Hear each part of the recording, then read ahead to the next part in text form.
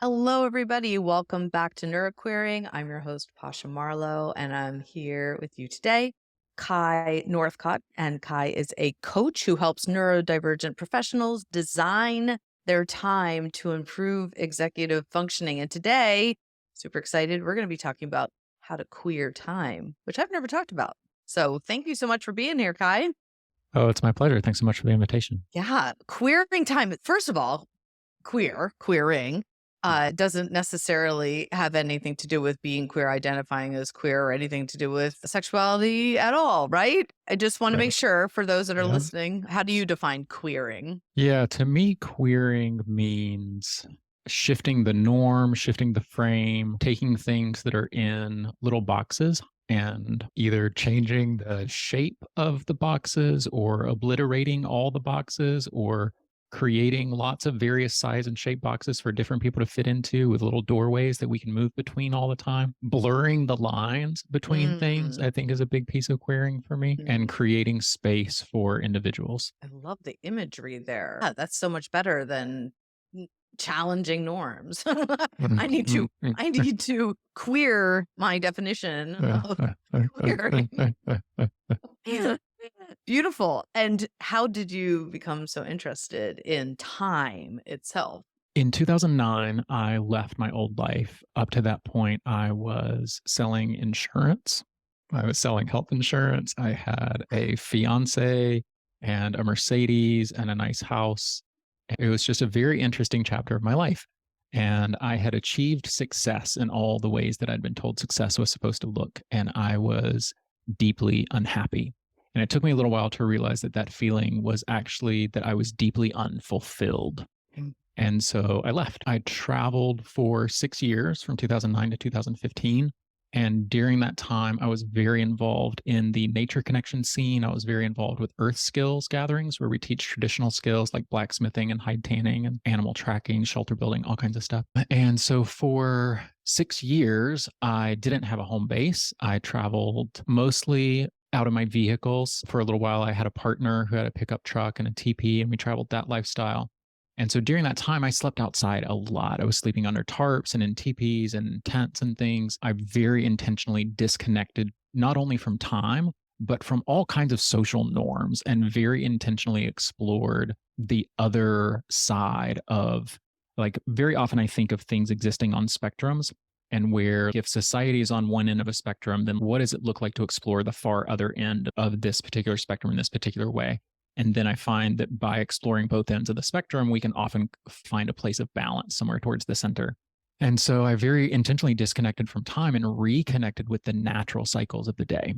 When I was living outside for the most part, then I found myself waking up when the sun rose and getting really tired right after the sun went down, and finding myself in the kind of the natural energy of the day and reconnected with natural time instead of clock time, and came to understand clock time as this really thin veneer over actual time, and how actual time is cyclical and seasonal, and that there are certain things we can expect over and over again. And then clock time is, I mean, synchronized clock time, everybody being on the same time, that started like 150 or 200 years ago so that trains wouldn't run into each other on railroad tracks. It's a very modern invention that's specifically focused on helping us make more money. And so disconnecting from that and reconnecting with the natural cycles of the day, of the year, of my body, and feeling how much my body could actually connect with and live into the natural energies of the day and the year, and how those are cyclical and they do change. That really gave me a deep sense of how time can function on the natural level.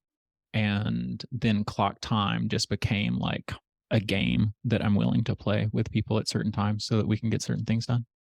Did you find that when you woke with the sun, and the term I hear often is put your eyes in the sun, as soon as you can in the Mm-hmm. morning, that it helped Mm-hmm. your circadian rhythms, your sleep rhythms? Did you Oh, sleep better? totally. Even though the bed wasn't always super comfortable, it's sleeping on a sleeping pad or something like that, animal skins or whatever. It's very different than sleeping on a 6-inch mattress. And still, I found myself sleeping a lot better. having the sounds of the forest around me actually really helps. The house I grew up in was in the woods. And so the cicadas being very loud at night actually really Mhm. helps me sleep. But yeah, reconnecting with those circadian rhythms reconnected me with my own natural rhythms. And yeah, I found myself just very naturally falling into those natural cycles and being more in touch with the rhythms of my body for sure. And so for the neurodivergent minds that you coach who aren't willing, like me, to sleep outside, Yeah, of it course. you Yeah, yeah. know? I mean, it Yeah, yeah. sounds delightful, but I don't I'm not there yet. I still Sure. really enjoy my mattress. But so how can I get in touch with my rhythms and not rely so much on clock time? Like, what are the baby steps or the transition steps to that? Yeah, great question. First, I want to say that there's the rhythm of the natural day, and then there's the rhythm of our day. And we can sync those up. Okay. And even if those aren't synced up, we can still live the rhythm of our day, Hmm. whatever that looks like. Let's talk about the rhythm of the natural day a little bit. Right before the sun comes up, the sun is in the northeast part of the sky. The sky is starting to get a little bit light, but it's the coldest time of day. And then the sun starts to come up and the sun is in the east. The birds are singing. It's easy to have energy and feel excited, like things are starting. When the sun is in the southeast part of the sky, then sun is a little bit higher. Um, the animals are getting out and about. We start preparing for the day. Then, when the sun is high in the sky in the south and we're doing the mission of the day, when the sun gets to the southwest part of the sky, then we're taking a break and resting. A lot of animals are napping at that time. A lot of more traditional cultures have things like siesta at that time of day. And then as the sun starts to go down, all the animals come back to their dens, the people come back to their homes, we connect with our family, with our people, there's food. Then in Northwest, the sun has well set, and maybe in a more traditional culture, we're hanging out around the fire, telling old stories and things like that. And then there's dream time, sleep when the sun is in the north. So that pattern to the natural day, then it creates an 8-part archetypal model that we can translate into our own personal day. And so if I'm working a late shift job, and so I wake up at 2 p.m., when I wake up at 2 p.m., that's my Northeast. And so when I wake up in my Northeast, I'm going to want to do something to wake up my mind. And some days that might take 5 minutes, and some days that might take 2 hours.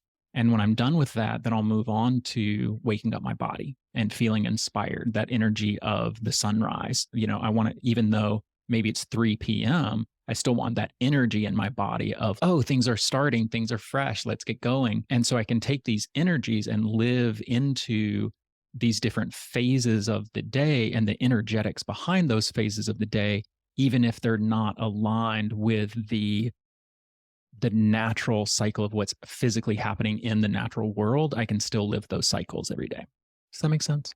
It does, it does, and so it's naming it and setting the intention that that is that time of day if you don't have the natural cycles to turn to, but you Mhm. know your own personal cycles and rhythms, and that Exactly. you're honoring that, and so of course if that does not sync up with clock time or or cultural time and our neurotypical friends times, how do you coach people to deal with that resistance that they might experience and know, well, this isn't when you should be sleeping or this isn't when you should be working. Dealing with other people's expectations is a whole thing. Yes. I mean, generally, I find clock time to be kind of like money. It has value because we're all agreeing that it has value. And so, in the same way, it's like, yeah, okay, we can agree on clock time and we can say that we're going to meet at 3 p.m. Okay, cool. Um, being neurodivergent, I may or may not be there exactly at 3. We'll see how it goes. When it comes to coordinating with other people, those are agreements that we do our best to keep.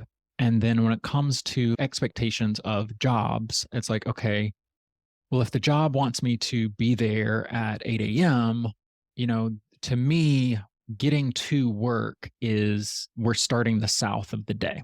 Hmm. And so I know that between the time I wake up and when I get to work, I'm going to need to do my northeast wake up the mind, east wake up the body, and southeast prepare for the day. And so if it's important to me to have long phases where I'm really in those practices, then I'm going to need to wake up early. I'm going to need to wake up at 5 or 6 a.m.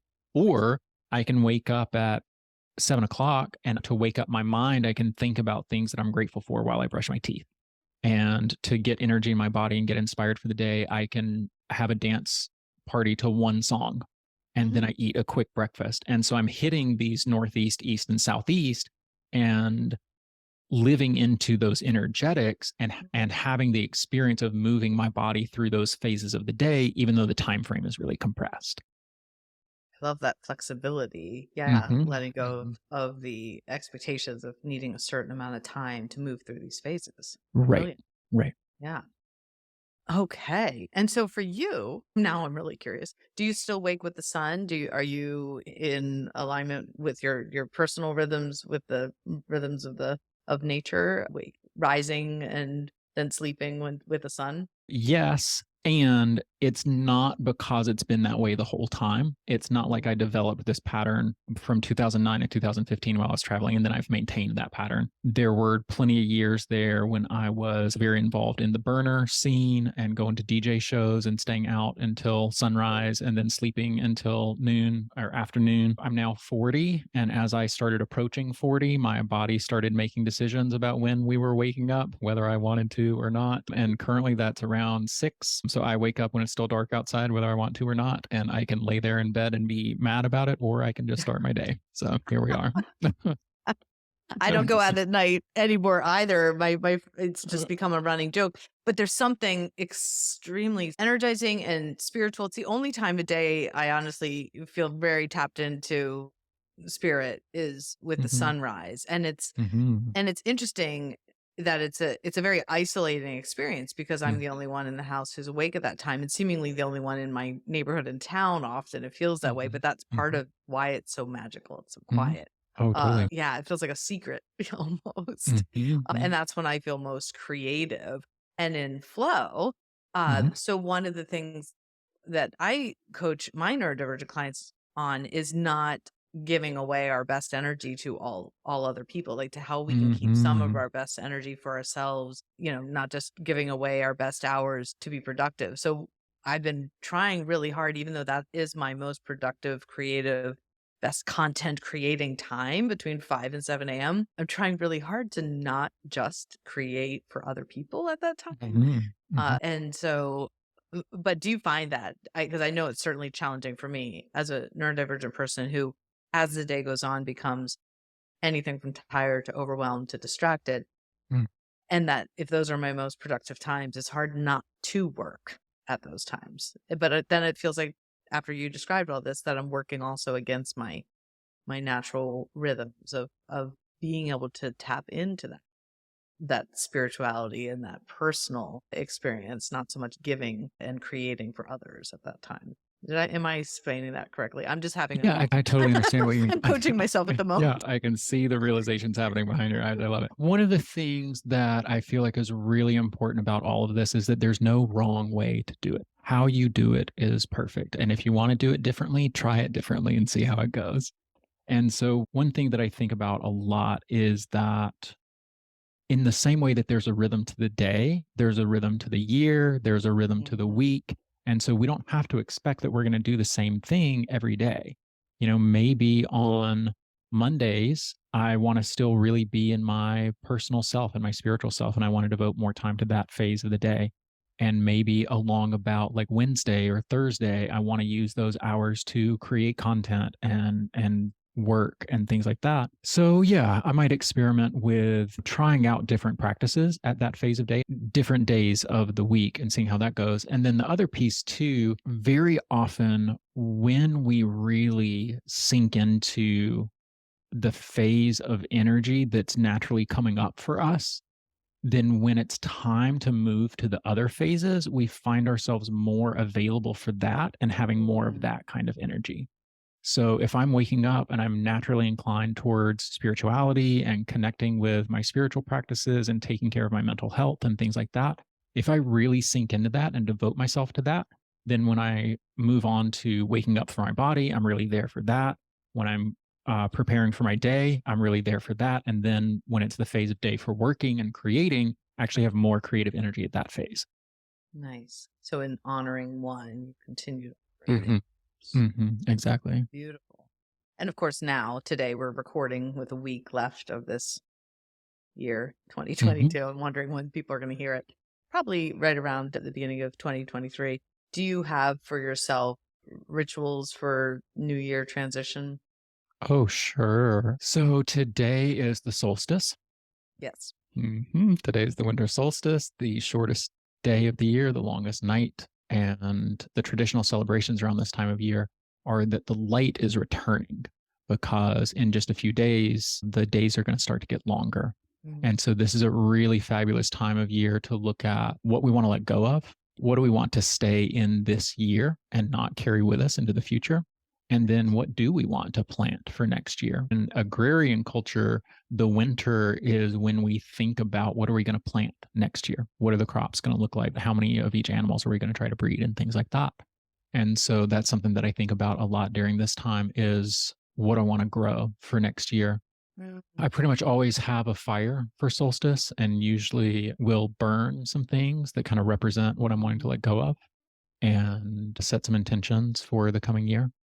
That's mhm. one of the practices there. Nice, nice, beautiful.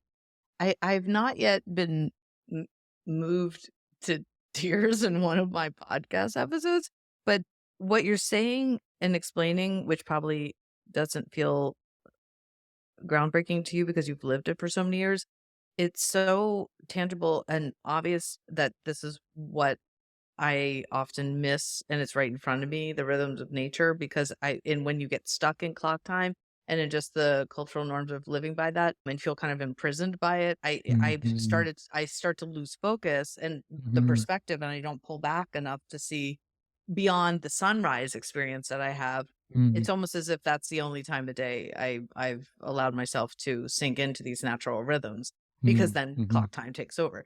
And Right. so I so appreciate your perspective and how much soul and spirit and wisdom you bring to your coaching. It's unusual and it's really beautiful and unique to find in coaches, and especially for neurodivergent minds, because it can be very cookie cutter neurodivergent coaching, and I appreciate the holistic perspective. Thank you so much for saying that. I really appreciate it a lot. And yeah, my coaching is anything but cookie cutter. Yeah, I pretty much never tell my clients like, "Oh, you should do this because it works for other people." It's like, "What do yes, you think about this concept? Like, right. does this sort of thing sound like it might be helpful for you? Well, what if we modified it like this, or what if we tried this other thing that's kind of similar?" It's Yeah, my coaching is a very collaborative process with my clients to find what will work for them because they know themselves way better than I do. I love that. I love that. I I share that philosophy. I just didn't have the beautiful words to describe it. It's like, why am I really discouraged by neurodivergent coaching or coaching ADHD coaching as I was trained to Mhm, do? It didn't fulfill me completely, which is why I mhm, started this podcast, mhm, neuroqueering, because I knew there was more queering to be done mhm. even within neurodivergent coaching. And here Mhm. you are, the Mm, full mm, mm, expression mm. of what is possible. So thank you so much for Oh, my pleasure. sharing all this. And Mhm. I look forward to continuing to connect, and I could probably have you on every weekend and be fascinated by something you say. So yeah, because I would love to continue the conversation. So thank you Yeah, so it's been a great conversation. Anytime you wanna have me on, I'm stoked to come back and chat more. thank you. I'm sure people will be racing to find you in all the ways. So tell us how we can find you. Yeah, so on Instagram and TikTok and YouTube, you can find me as Kai 8 Seasons. That's KAI, the number 8 seasons, and my website is 8seasons.consulting. Wonderful. I will, of course, include those links in the show notes. All Mhm. right. Thank you so much, Kai, and a happy solstice and happy new year to you. Mhm. Thank you so much. Happy solstice and a blessed new year to you too. Thank you. Thank you. Thanks, Mhm. everybody, for listening. Of course, please do share this episode and review and subscribe and all those things, but mostly sharing it. I think having this message reach as many people as possible, especially at this time of the new year, would be a beautiful gift to those that you love. I look forward to Mhm. hearing from you all, and I look forward to seeing you again soon, Kai. Thank you. Thank you so much. Bye.